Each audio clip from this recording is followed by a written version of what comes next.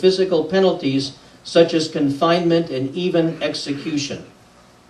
It is a very, very tragic occurrence that the Chief Justice of any of the 50 states would refer to execution in the same paragraph in which he condemns homosexuality. It conjures up the frightening mandate in the book of Leviticus of putting to death two men who make love with each other.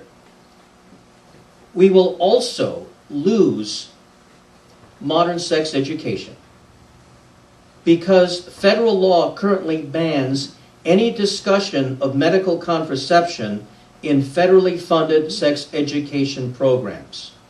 In fact,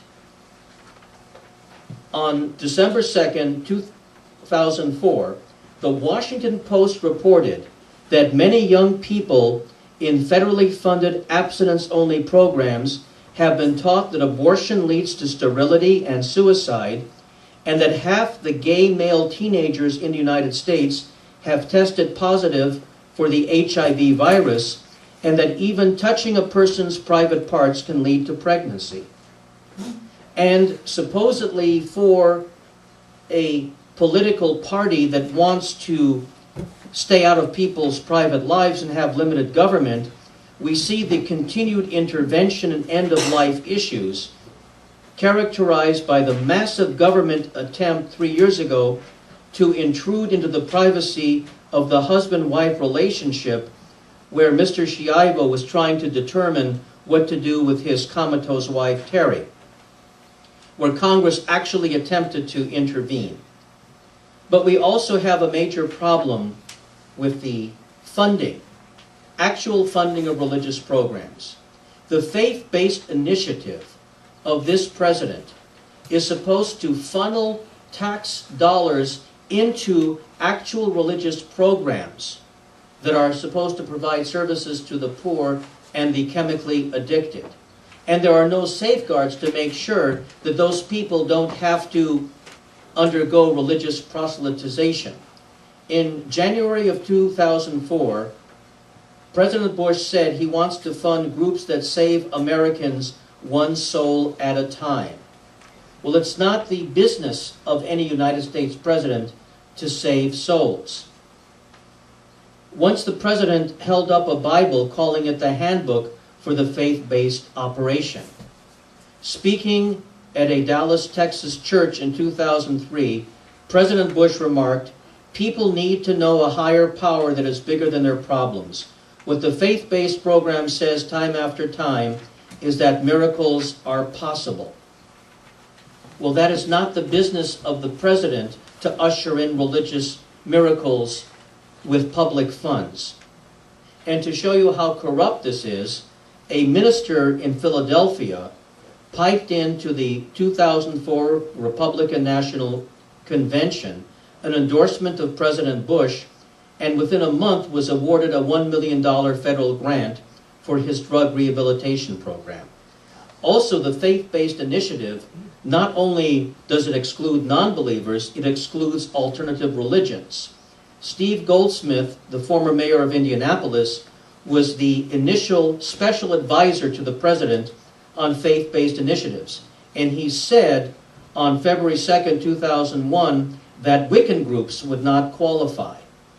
But the faith-based initiative causes even more damage. In 2003, a shelter for homeless veterans in Northampton, Massachusetts, lost a third of its funding after the money was diverted to faith-based groups. And the shelter had a long history of providing services to veterans, and the faith-based groups did not. There has also been an effort at censorship. Efforts across the country to get public schools and libraries not to carry the Harry Potter series. And in fact, the current Pope, Pope Benedict XVI, remarked when he was still Cardinal Ratzinger that the Potter books erode Christianity in the soul of young people. There were efforts to ban the Impressions reading series in the 80s and early 90s, claiming they promoted witchcraft. In fact, a story that mentioned a witch riding a broom was attacked by the religious right as encouraging masturbation.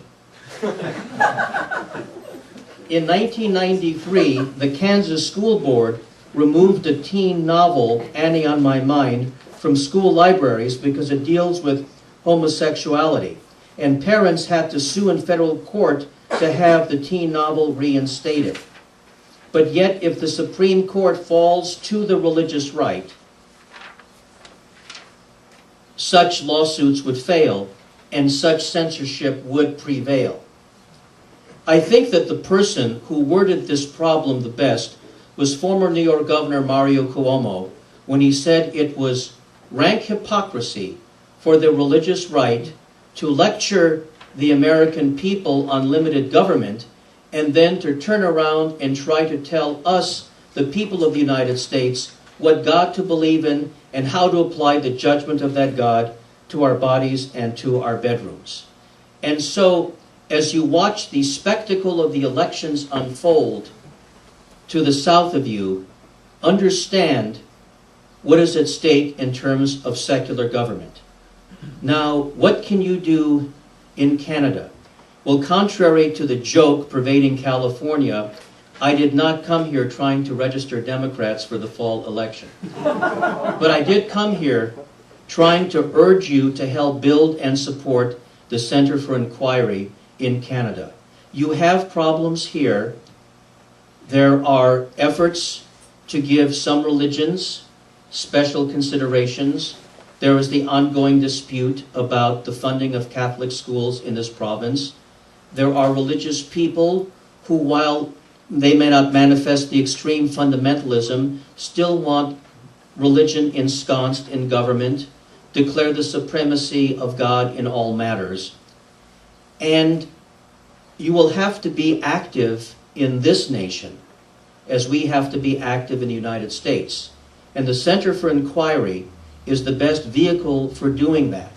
And we ask you to support with your money and your time our organizations, the Center for Inquiry branches here in Canada. Because this country, with its high level of civilization and intellectual acuity, is a wonderful testing ground for purely secular government. And just in case in the United States we fail, and just in case the Supreme Court falls to the religious right and we become a theocracy because of our legal system, that doesn't mean that you can't hold the line here in Canada. If that big bruising neighbor to the south gets hobbled by a theocratic government, that doesn't have to spill over to the north. Whatever happens to us in the United States, you humanists here in Canada can still lead the way to a modern secular civilization. This country has the intellectual depth, this country has the culture and the civilization to eventually separate God and government and to preserve equal liberty for all. And all I would ask is that in the event that things go very badly for non-believers and secularists in the United States, just keep in the back of your minds that I might come to you and ask your help at some point in the future for one of my trips to Canada to be a little more permanent. Thank you very much.